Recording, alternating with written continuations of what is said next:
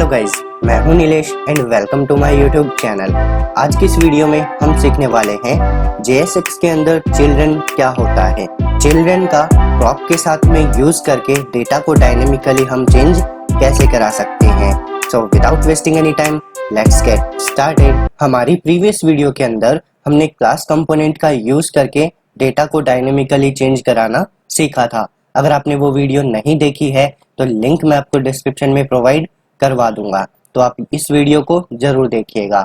सो देखिए, अभी हम क्या करते हैं, हमारी जो student.js वाली फाइल है इसको कंप्लीट यहाँ से मैं डिलीट कर देता हूँ। जितना भी डेटा इसके अंदर है सारा मैंने रिमूव कर दिया। अब देखिए, पहले मैं आपको बता देता हूँ चिल्ड्रन होता क्या है। यहाँ पे देखिए, हमने कंपोनेंट को रिटर्न करवाया था तो साथ में हमने क्या किया, उसको सेल्फ क्लोज किया है यहाँ पे। लेकिन हम इसकी जगह ऐसे भी लिख सकते हैं। देखिए, मैं इस डेटा को यहाँ से कट करता हूँ और जो नेम था वो मैं कहाँ लिख दूंगा, यहाँ पे लिख देता हूँ। और इसके आगे मैं क्या कर देता हूँ, जो भी कंपोनेंट है उसको मैं ऐसे क्लोज कर देता हूँ। तो देखिए, इस तरीके से भी हम कंपोनेंट बना सकते हैं। अब देखिए, ये आपका स्टार्टिंग टैग हो गया, ये आपका क्लोजिंग टैग हो गया। इन दोनों के बीच में जो आपका डेटा है इसी को हम क्या बोलते हैं, चिल्ड्रन बोलते हैं। इस डेटा को हम एक्सेस करेंगे प्रॉप की हेल्प से और डायनेमिकली हमारी वेबसाइट में डिस्प्ले कराना सीखेंगे। तो चलिए कैसे कराते हैं, देखिए। आते हैं अपनी student.js वाली फाइल के अंदर। सबसे पहले मैं इंपोर्ट कर लेता हूँ यहाँ पे रिएक्ट को। अब यहाँ पे देखिए, एक फंक्शन कंपोनेंट बनाते हैं। तो सबसे पहले लिखेंगे फंक्शन, कंपोनेंट का नेम हम दे देंगे स्टूडेंट। इसके अंदर चलिए हम रिटर्न करा देते हैं हमारा एक JSX। h1 के अंदर मैं मैसेज दे दूंगा हेलो, ठीक है। और यहाँ पे हम कर देते हैं एक्सपोर्ट डिफॉल्ट, और साथ में हमारा जो स्टूडेंट नेम का कंपोनेंट है उसको एक्सपोर्ट कर देते हैं। तो ये हमने छोटा सा कोड लिखा है, सेव करते हैं और app.js के अंदर आके चेक करते हैं। तो ये देखिए, स्टूडेंट को हमने इंपोर्ट कर रखा है यहाँ पे, और यहाँ पे मैंने इस तरीके से लिखा हुआ है। अब दोनों फाइल को सेव कर देते हैं, आते हैं ब्राउजर पे और देखिए, देखते हैं आउटपुट।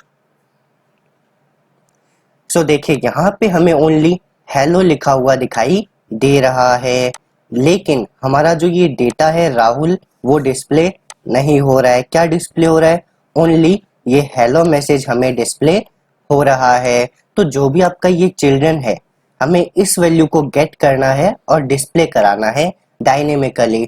तो कैसे कराएंगे, देखिए, हमें आना है student.js वाली फाइल के अंदर और यहाँ पे हमें प्रॉप्स का यूज करना है। तो देखिए, मैं कर्ली ब्रेसेस लगाऊंगा यहाँ पे, और इस कर्ली ब्रेसेस के अंदर मुझे लिखना होगा प्रॉप्स डॉट चिल्ड्रन। सेव करते हैं। अब देखिए, आते हैं ब्राउजर पे। सो यहाँ पे हमें एरर मिल रही है। एरर क्या है, प्रॉप्स इज नॉट डिफाइंड। तो हमने प्रॉप को डिफाइन नहीं किया है यहाँ पे। देखिए, अब देखिए, जो वैल्यू हम यहाँ से पास कर रहे हैं उसको गेट कौन करेगा, प्रॉप्स गेट करेगा।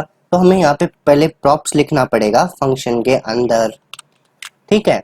तो जो भी वैल्यू आएगी वो प्रॉप्स में गेट हो जाएगी और यहाँ से हम उसके चिल्ड्रन को एक्सेस कर लेंगे।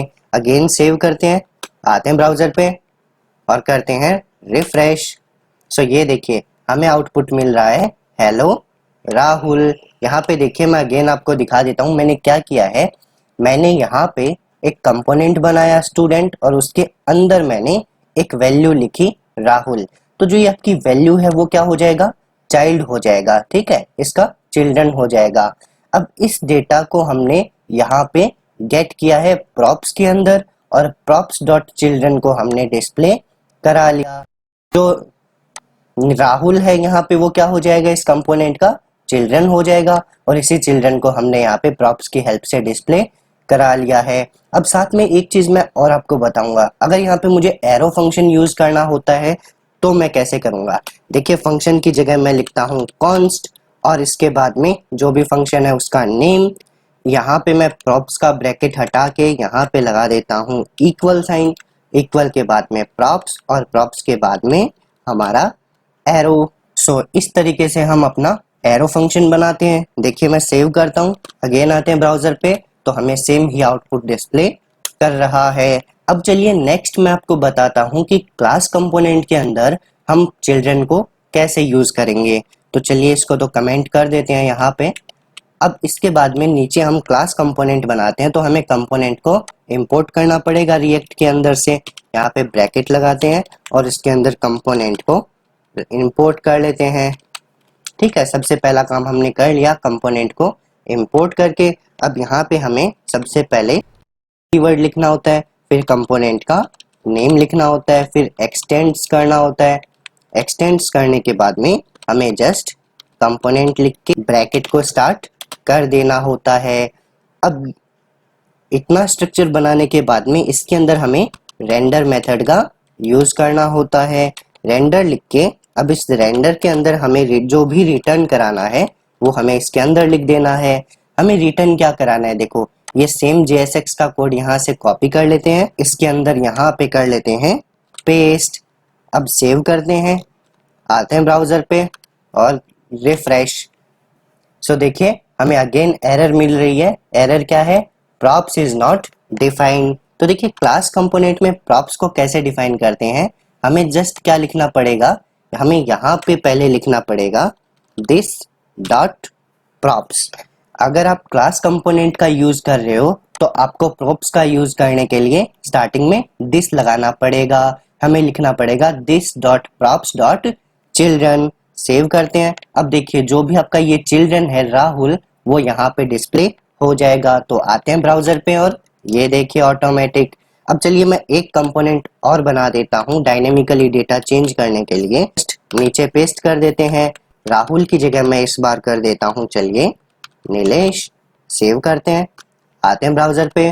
तो ये देखिए ऑटोमेटिक मैसेज आपको दिखाई दे रहा है, हेलो नीलेश। तो नीलेश और राहुल यहाँ पे क्या हो गए, आपके चिल्ड्रन, और चिल्ड्रन को हमने डिस्प्ले कराया है प्रॉप्स की हेल्प से।